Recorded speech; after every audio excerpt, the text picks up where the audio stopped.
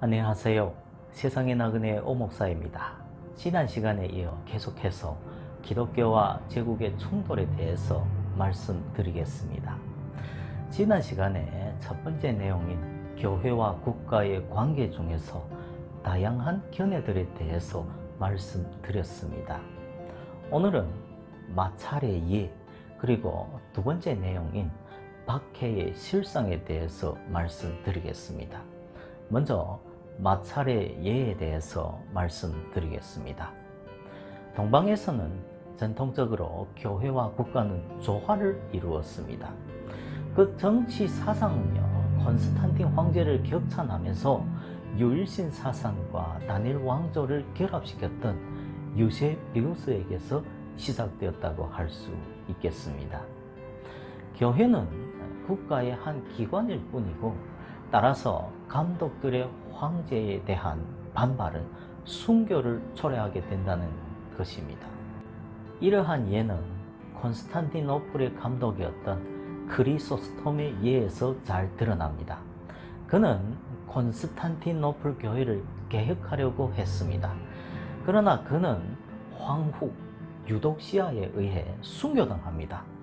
진정한 예언자적 정신과 살아있는 기독교 양심의 상징이었던 그가 결국 국가에 의해 순교당한 것입니다. 서방에서는 이방 민족들의 침입 때문에 교회 국가 관계에 관한 개념들이 일찍 발전했습니다. 초국가적인 연합의 초점으로서의 교황제의 생성은 교회 권위의 향상을 가져왔으며, 따라서 성직자주의의 형성이 가능해졌습니다. 동방의 황제 콘스탄티우스가 계속 아리우스주의를 지원하자 동방의 니케아 정통주의자들 가운데 교회론적인 자치를 외치는 소리가 점차 높아졌습니다. 그는 이 서방을 다스리던 콘스탄스의 사후 통합 황제가 되었습니다. 교회 문제에 있어서 황제가 이 교회에 간섭하자 콜도바의 호시우스는 이원론을 전개했습니다. 한 하나님 아래 황제는 세속사를 담당하며 감독은 교회사를 관장한다고 주장했습니다. 따라서 황제는 교회사에 관여해서는 안 된다고 했습니다. 이 입장에 따르면 두 개의 구분된 영역들인 교회와 국가는 각각 하나님 앞에 책임을 집니다. 이런 이원론은 프리스킬라의 논쟁에서도 잘 나타납니다. 스페인의 성직자였던 이 프리스킬라는 극단적 금욕주의와 이단적 신학 사상을 전파했습니다. 그의 이단 사상은 영지주의와 유사했던 것 같습니다. 그의 사상은 나중 사라고사의 한 교회 회의에서 정죄당했습니다. 그의 추종자들이 그를 아빌라의 감독으로 임직시키자 그의 반대자들이 이 사건을 그라티안 황제에게 제소했습니다. 그는 모든 이단들을 지상으로부터 추방했습니다. 그러자 프리스킬라의 추종자들은 교회의 문제를 정부가 결정할 수 없다고 주장했습니다. 그러나 황제 막시무스는 프리스킬라와 6명의 동료들을 처벌했습니다. 뚜르의 감독 마틴 등은 이 처형에 반대했으나 이타키우스 같은 이 감독들은 이 내용을 찬성했습니다. 어떻든 이는 이단의 문제로 교회가 피를 흘린 최초의 사건이었습니다. 388년 이 메소포타미아의 갈리니쿰에 있던 한 유대교 회당이 한 감독의 주동 아래 기독교인들에 의해 소각된 적이 있습니다. 이에 테오도시우스 황제는 감독과 교회가 이 회당을 복구해 주도록 명령을 했습니다. 그러나 암브로스는 황제의 조처에 항거했어요. 그러면서 그는 한 설교에서 자신을 나단 선지자로 황제를 다윗으로 비유하기도 했습니다. 종교는 질서보다 더 중요하다라는 논리로 비기독교적 예배를 위해 이 기독교 국가가 이 재정을 지출해서는 안 된다고 주장했던 것입니다. 한편 아리우스주의자였던 이 황후 유독시아가 이 암브로스에게 이 밀란의 교회들 가운데 하나를 이 아리우스자들에게 양도하라고 요구했을 때 그는 끝까지 그 명령을 거부했습니다. 또한 테살로니가에서 군중들이 그들의 영웅이었던 이 마차 경기 선수를 빼내기 위해 주둔군 사령관을 살해하는 사건이 기원 390년에 발생했습니다. 이에 테오도시우스 황제는 비밀리에 군대를 보내서 폭도 7,000명을 살해했습니다. 비록 직후 그가 이를 취소하는 명령을 공표했으나 이는 군사작전 이전에 도달하지 못했던 것입니다. 그러자 암브로스는 이 선지자 나단이 다윗이 햇사람 우리아를 죽인 후 그랬듯이 황제가 고해 성사를 할 것을 명령합니다. 1년간의 이 공적인 참회 후에 그를 회복시켜 주었습니다. 이 예에서 서방교회는 동방교회와 다른 교회와 국가의 관계성의 개념이 등장하고 있는 것을 우리가 볼 수 있습니다. 테오도시우스는 자신이 철저히 신봉하던 정통주의적 신앙의 포로가 된 것입니다.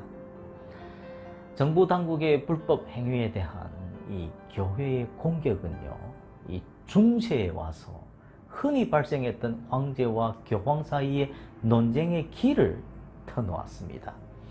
이에 이 결정적인 예는요, 1070년 그레고리 7세에게 사죄를 요청한 헨리 4세의 행위와 이노센트 3세의 선언, 곧 왕들은 각자 자기의 영역들만을 다스리지만 베드로는 온 세상을 다스린다는 이 주장일 것입니다.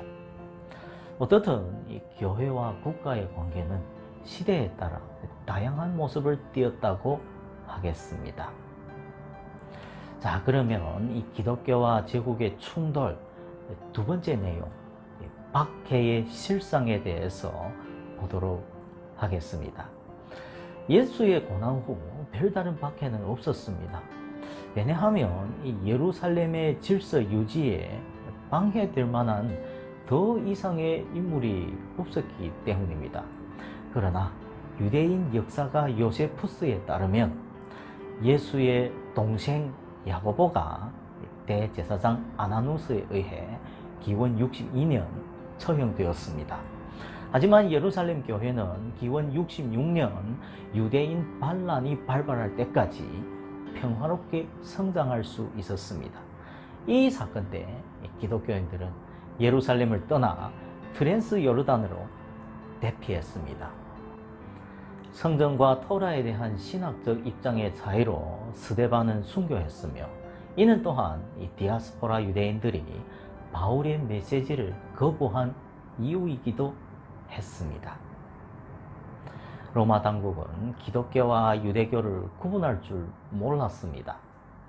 처음에는 이 기독교가 유대교의 한 종파로 간주되어 박해를 당하지 않았으나 이 교회가 점차 성장하자 이 박해가 가해졌습니다. 기독교가 유대교로부터 분리해 나가자 로마의 신들에 대한 숭배의 거부를 이유로 인해 이 불법적인 종교로 분류되었습니다. 로마의 포용주의와 기독교의 배타주의는 불가피하게 그리스도와 시저 사이의 마찰을 초래했습니다. 로마는 점령지들의 종교에 대해 관대했지만 이 절대적인 하나님에 대한 신앙은 세상의 권위들에 대한 순종과 조화될 수 없었습니다. 유대교에는 예외적으로 로마 신들에 대한 숭배 거부의 죄가 적용되지 않았습니다. 이는 반란을 예방하기 위한 로마의 조처의 결과였습니다.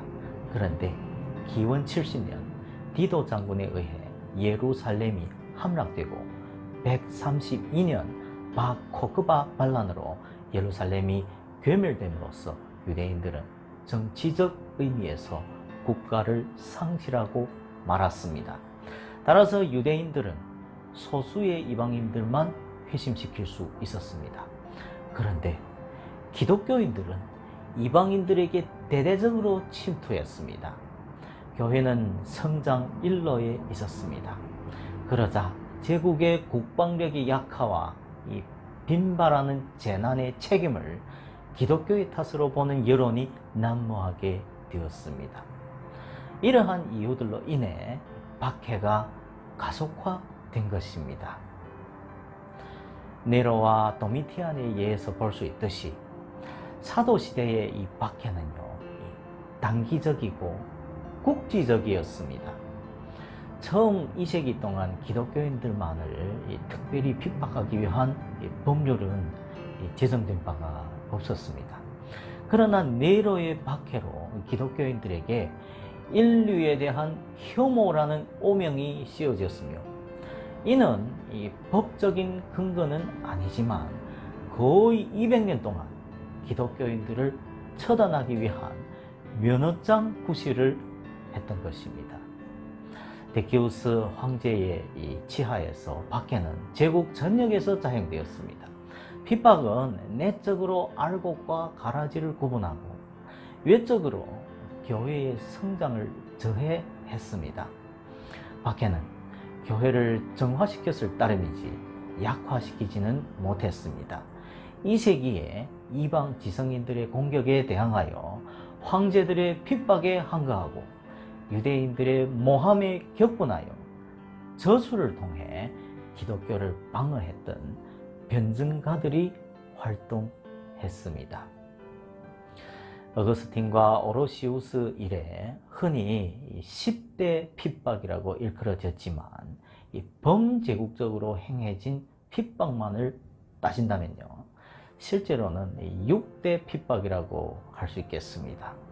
10대 핍박이라는 말은 아마 이집트의 10대 재앙들, 그리고 이 계시록의 어린 양과 싸우는 10명의 세상 왕들을 연상해서 지어낸 것일 것입니다.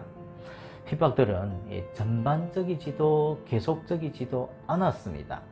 예컨대 고울에 있는 성도들이 심한 박해를 당하고 있는데도 소아시아의 성도들은 평화를 누릴 수가 있었습니다. 교회사가 유세비우스에 따르면 특정 성들에서 일어나는 이 국지적 핍박들이 많았습니다. 이 성들의 이 지사들의 재량 행위가 중요한 관건이었습니다.